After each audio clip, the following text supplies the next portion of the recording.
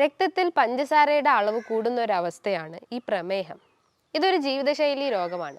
ഇന്ന് ഭൂരിഭാഗം ആളുകളിലും ഈ ഒരു അസുഖമുണ്ട്.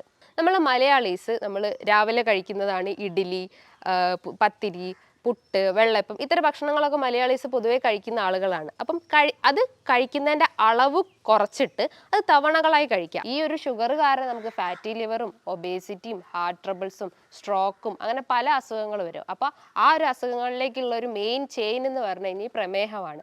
അപ്പോൾ അത് കുറച്ച് കഴിഞ്ഞാൽ മറ്റുള്ള അസുഖങ്ങൾക്കെല്ലാം നമുക്കൊരു കൺട്രോൾ ഉണ്ടാവും.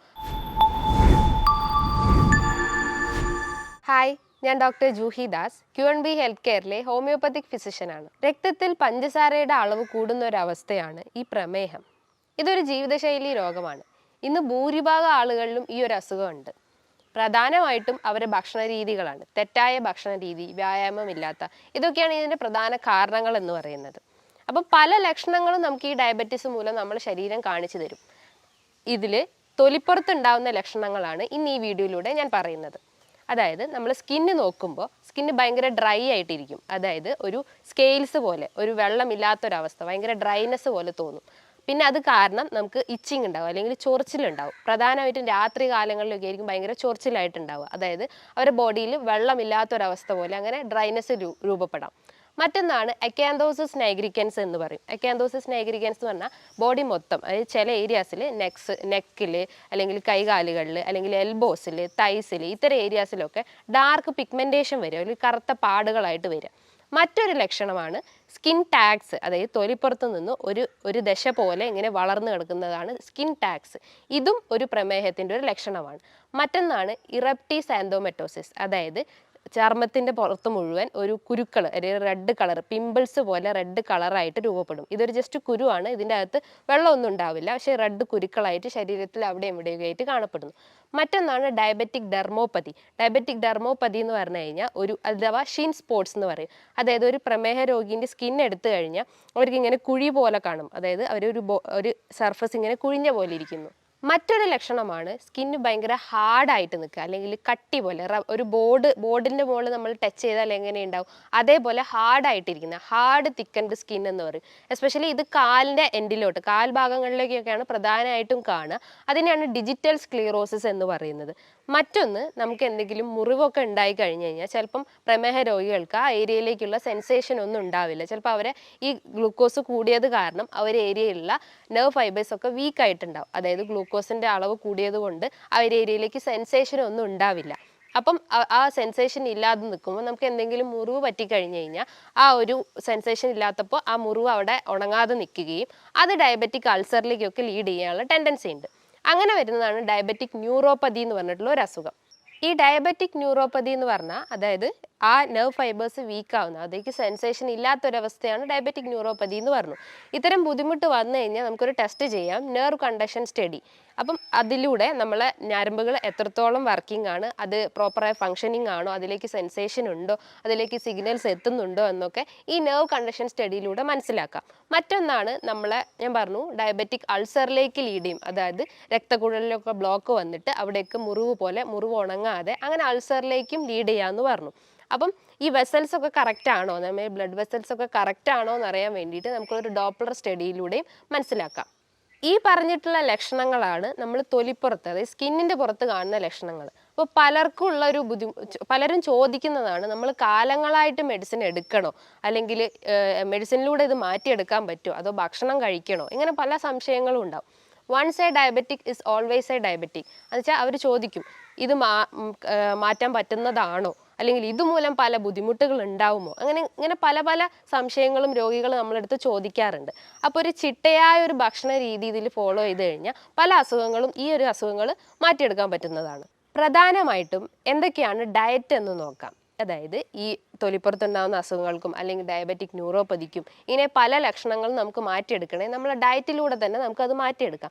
നമുക്കറിയാം, ഒരു 21 ഡേയ്സിൽ നമ്മളൊരു കാര്യം കണ്ടിന്യൂസ് ആയിട്ട് ചെയ്ത് കഴിഞ്ഞാൽ നമ്മളത് റൂട്ടീനായിട്ട് ഫോളോ ചെയ്തുകൊണ്ടേ ഇരിക്കും. അപ്പോൾ ഒരു ഡയറ്റ് നമ്മൾ കണ്ടിന്യൂസ് ആയിട്ട് നമ്മളതിൽ ഉൾപ്പെടുത്തുക. അപ്പോൾ എന്തൊക്കെയാണ് ഡയറ്റ് എന്ന് നോക്കാം. ചിലർക്ക് ചില ഭക്ഷണത്തിനോട് ഭയങ്കര പ്രിയം ഉണ്ടാവും, അതായത് മധുരം കഴിക്കാൻ ഇഷ്ടമുണ്ടാവും, എരിവ് കൂടുതൽ കഴിക്കുന്നവരായിരിക്കും. അപ്പോൾ ഇത്തരം പ്രമേഹ രോഗികളുള്ള ആളുകളാണെങ്കിൽ ഇത്തരം ഭക്ഷണങ്ങൾ കഴിവതും കുറയ്ക്കുക. അതായത് നമ്മുടെ ആഗ്രഹങ്ങളുള്ളതൊക്കെ കഴിവതും കുറച്ചിട്ട് ചിട്ടയായ ഒരു രീതി ഫോളോ ചെയ്യുക. ചിട്ടയായ രീതി എന്ന് പറയുമ്പോൾ ഭക്ഷണം കഴിക്കുമ്പം അളവ് കുറച്ചിട്ട് തവണ കൂട്ടിയിട്ട് കഴിക്കാൻ ശ്രമിക്കുക. ഭക്ഷണം കഴിക്കുമ്പോൾ അതായത് കലോറി ഡയറ്റോ അല്ലെങ്കിൽ അന്നജം അടങ്ങിയിട്ടുള്ള ഭക്ഷണങ്ങൾ ഉണ്ടെങ്കിൽ അതിൻ്റെ അളവ് കുറയ്ക്കുകയും ചെയ്യുക. അത് തവണകളായിട്ട് കൂട്ടി കൂട്ടി കഴിച്ചുകൊണ്ടിരിക്കുക. അതൊരു പ്രോപ്പർ ടൈമിങ്ങിൽ കഴിക്കുക. ഇപ്പോൾ രാവിലെ നമ്മൾ ബ്രേക്ക്ഫാസ്റ്റ് കഴിക്കുകയാണെങ്കിൽ രാവിലെ ഒരു 8 മണീൻ്റെ ഉള്ളിൽ ഭക്ഷണം കഴിക്കാൻ ശ്രമിക്കുക. ഉച്ചയ്ക്കാണെങ്കിൽ 1 മണീൻ്റെ ഉള്ളിലും, വൈകിട്ട് ഒരു ചായ ആണെങ്കിൽ ഒരു 4 മണീൻ്റെ ഉള്ളിൽ ഒരു ചെറിയ സ്നാക്സ് ആയിട്ടുള്ള ഒരു ചായ കുടിക്കുക. രാത്രിയാണെങ്കിൽ ഒരു 8 മണീൻ്റെ ഉള്ളിൽ ഭക്ഷണം കഴിക്കുക. ഇങ്ങനെ ഒരു പ്രോപ്പർ ടൈമിങ് നമ്മൾ ഭക്ഷണത്തിൽ ഉൾപ്പെടുത്തി കഴിഞ്ഞാൽ ഈ ഡയബറ്റിസും അല്ലാതെ ഹൈപ്പർ ടെൻഷനും അമിതവണ്ണവും അങ്ങനെ പല രോഗങ്ങളും ഇത്തരം ഡയറ്റിലൂടെ നമുക്ക് മാറ്റിയെടുക്കാം. അപ്പോൾ ഒരു പ്രമേഹ രോഗി എങ്ങനെയൊക്കെയാണ് ഒരു ഡയറ്റ് ഫോളോ ചെയ്യേണ്ടതെന്ന് നോക്കാം. നമ്മൾ മലയാളീസ് നമ്മൾ രാവിലെ കഴിക്കുന്നതാണ് ഇഡ്ഡലി, പത്തിരി, പുട്ട്, വെള്ളപ്പം, ഇത്തരം ഭക്ഷണങ്ങളൊക്കെ മലയാളീസ് പൊതുവേ കഴിക്കുന്ന ആളുകളാണ്. അപ്പം അത് കഴിക്കുന്നതിൻ്റെ അളവ് കുറച്ചിട്ട് അത് തവണകളായി കഴിക്കുക. അപ്പോൾ രാവിലെ നമ്മളൊരു ഇഡ്ഡലി കഴിക്കുമ്പോൾ ഒരു 4 ഇഡ്ഡലി കഴിക്കുക, അല്ലെങ്കിൽ 4 ഇഡ്ഡലീൻ്റെ കൂടെ ഒരു സാമ്പാറോ ചട്നിയോ കഴിക്കുക, അല്ലെങ്കിൽ ദോശ കഴിക്കുമ്പോൾ 2 3 ദോശ കഴിക്കുക. ഇനിയിപ്പോൾ ചപ്പാത്തി കഴിക്കുകയാണെങ്കിലും അതും വീറ്റ്, അതായത് തവിട് കളയാത്ത, അതായത് വീറ്റിൻ്റെ ചപ്പാത്തി കഴിവതും കഴിക്കാൻ ശ്രമിക്കുക. ഗോതമ്പിൻ്റെ ചപ്പാത്തി കഴിക്കുക. ആട്ട, മൈദ അങ്ങനത്തതൊക്കെ കഴിവതും ഒഴിവാക്കാൻ ശ്രമിക്കുക. അതുപോലെ നമ്മളിപ്പോൾ പാലൊക്കെ കുടിക്കുകയാണെങ്കിലും 1 2 1 ഗ്ലാസ് പാലൊക്കെ കുടിക്കുക. അതായത് അതിൻ്റെ അകത്ത് കൂടുതൽ ഷുഗർ ഒന്നും ആഡ് ചെയ്യാതെ ഡയറക്റ്റ് തന്നെ പാല് കുടിക്കാൻ ശ്രമിക്കുക. അതേപോലെ തന്നെ നമ്മൾ ഉപ്പുമാവൊക്കെ കഴിക്കാറുണ്ട്. ഉപ്പുമാവ് കഴിക്കുമ്പോൾ കഴിവതും അതിൻ്റെ അകത്ത് വെജിറ്റബിൾസ് കൂടുതലായിട്ട് ഇൻക്ലൂഡ് ചെയ്യിപ്പിക്കുക. അപ്പം അങ്ങനെയും നമ്മളെ ബോഡിയിൽ നല്ല ന്യൂട്രിയൻസ് കിട്ടും. അതേപോലെ ബ്രെഡ് കഴിക്കുമ്പം ബ്രൗൺ ബ്രെഡ് കഴിക്കാൻ ശ്രമിക്കുക. അതിനോടൊപ്പം തന്നെ ഒരു ഓംലെറ്റോ അല്ലെങ്കിൽ വേറെ എന്തെങ്കിലും കറിയോ ചട്നി ആയിട്ടോ അങ്ങനെയൊക്കെ കഴിക്കാം. അതേപോലെ ഈ 11 മണിക്ക് നമ്മൾ ചായ കുടിക്കുകയാണെങ്കിൽ, ചായയോ കാപ്പിയോ കുടിക്കുകയാണെങ്കിൽ അതിനകത്ത് മധുരം ഇടാതെ കഴിക്കുക. അത്രയും ഷുഗർ നമ്മളെ ബോഡിയിൽ നിന്ന് ഒഴിവാക്കപ്പെടാം. മറ്റൊന്ന്, ജ്യൂസ് കുടിക്കുകയാണെങ്കിൽ ജ്യൂസ് കഴിവതും ഒഴിവാക്കാൻ ശ്രമിക്കുക. അത് ഫ്രഷ് ഫ്രൂട്ട്സ് ആയിട്ട് അല്ലെങ്കിൽ ഫ്രൂട്ട് സാലഡായിട്ടും കഴിക്കുന്നത് നല്ലതാണ്. ഇനിയിപ്പോൾ ഉച്ചേൻ്റെ ടൈം ഞാൻ പറഞ്ഞു 1 മണീൻ്റെ ഉള്ളിൽ നമ്മളൊരു ഭക്ഷണം കഴിച്ചിരിക്കണം. അത് കഴിക്കുകയാണെങ്കിൽ തന്നെ വൈറ്റ് റൈസ് കഴിവതും ഒഴിവാക്കാൻ ശ്രമിക്കുക. അതിൻ്റെ അകത്ത് ഹൈ കലോറി അല്ലെങ്കിൽ ഗ്ലൈസിമിക് ഇൻഡെക്സ് കൂടിയിട്ടുള്ളതാണ് ഈ വൈറ്റ് റൈസൊക്കെ. അപ്പോൾ കൂടുതലായിട്ടും ബ്രൗൺ റൈസ് ഉൾപ്പെടുത്തുക. മട്ട അരിയൊക്കെ ഉണ്ടെങ്കിൽ അത് കഴിവതും അതിൽ ഉൾപ്പെടുത്തുക. അതിനോടൊപ്പം തന്നെ നമ്മൾ കറികൾ എടുക്കുകയാണെങ്കിൽ, അത് ഫിഷ് കറിയൊക്കെ ആണെങ്കിൽ ഫിഷ് കഴിവതും കുക്ക് ചെയ്യാൻ ശ്രമിക്കുക. അതായത് കറി വെച്ച് കഴിക്കുക, പകരം പൊരിച്ച് കഴിക്കുന്നതിന് പകരം കറി വെച്ച് കഴിക്കാൻ ശ്രമിക്കുക. ഇപ്പോൾ ചിക്കനൊക്കെ നമുക്ക് കഴിക്കാം. റെഡ് മീറ്റ് കഴിവതും ഒഴിവാക്കുക. അതായത് പോർക്ക്, മട്ടൻ, ബീഫ് ഇതൊക്കെ ഉണ്ടെങ്കിൽ കഴിവതും ഒഴിവാക്കുക. നമുക്ക് ഓംലെറ്റ് ആയിട്ടോ അല്ലെങ്കിൽ മുട്ട പുഴുങ്ങിയിട്ടായിട്ടും അങ്ങനെ പല ഭക്ഷണങ്ങളും നമ്മളെ ലഞ്ച് ടൈമിൽ ഉൾപ്പെടുത്താവുന്നതാണ്. അടുത്തത് രാത്രി ഭക്ഷണം എങ്ങനെയാണെന്ന് നോക്കാം. അതൊരു 7:30 മുതൽ 8 മണീൻ്റെ ഉള്ളിൽ നമ്മൾ ഭക്ഷണം കഴിച്ചിരിക്കുക. ഭക്ഷണം കഴിക്കുകയാണെങ്കിൽ തന്നെ അളവ് കുറച്ചിട്ട് കഴിക്കുക. ചോറ് കഴിവതും ഒഴിവാക്കാൻ ശ്രമിക്കുക. ചപ്പാത്തി, അതായത് വീറ്റ് ചപ്പാത്തി, 1 2 3 ചപ്പാത്തി കഴിക്കുന്നതുകൊണ്ടും പ്രശ്നമൊന്നുമില്ല. അതിനോടൊപ്പം തന്നെ നമുക്ക് ഫിഷ് കറിയോ ചിക്കൻ കറിയോ ഒക്കെ കഴിക്കുന്നതും കുഴപ്പമില്ല. ഇനിയിപ്പം ഭക്ഷണത്തിൻ്റെ ഉൾപ്പെടുത്തിയിട്ടാണ് നമ്മൾ വെജ് സാലഡ്സ് ഒക്കെ എടുക്കുന്നത്. കുക്കുംബർ, ക്യാരറ്റ്, ബീട്രൂട്ട് ഇതൊക്കെ ഉൾപ്പെടുത്തിയിട്ടുള്ള ഒരു സാലഡ് എടുക്കുക. അതിൻ്റെ അകത്ത് കുറച്ച് സാലഡ് ഉണ്ടാക്കുകയാണെങ്കിൽ തന്നെ കുറച്ച് ഒലിവ് ഓയിലൊക്കെ മിക്സ് ചെയ്ത് കഴിക്കുമ്പോൾ കുറച്ചുകൂടി ഹെൽത്തി ആവും. അപ്പം അത്ര സാലഡ്സ് നമ്മൾ ഫുഡ് കഴിക്കുന്നതിൻ്റെ ഒപ്പം തന്നെ കഴിക്കുക. ഒരിക്കലും ഒരു ഫ്രൂട്ട്സോ അല്ലെങ്കിൽ വെജിറ്റബിളോ ഭക്ഷണം കഴിച്ചതിന് ശേഷം എടുക്കാൻ പാടില്ല. കാരണം അത് നമ്മുടെ ഡൈജഷനെ വളരെയധികം ബാധിക്കുന്നതാണ്.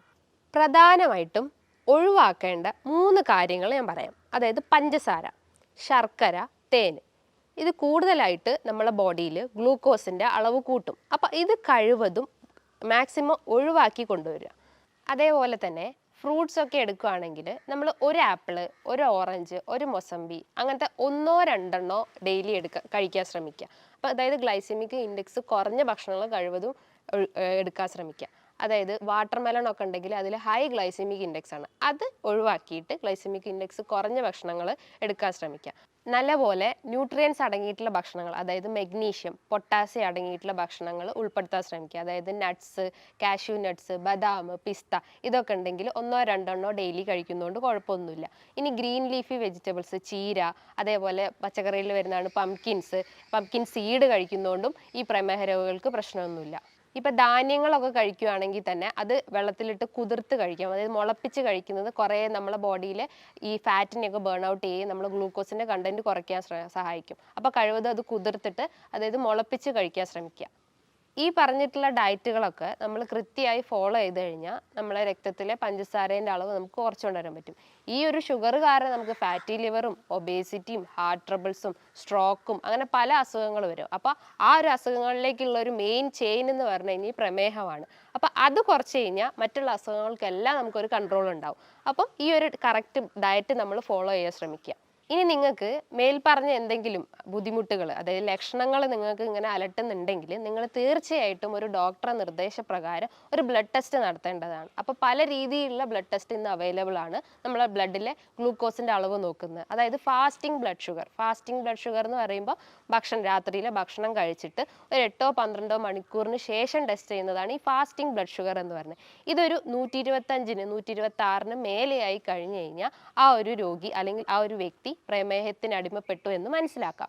മറ്റൊന്നാണ് HbA1c. ഒരു 3 മാസം കൂടുമ്പോൾ എടുക്കുന്ന ഒരു ടെസ്റ്റാണ് ഈ HbA1c. ഇതൊരു ആക്യുറേറ്റ് ടെസ്റ്റ് ആയിരിക്കും.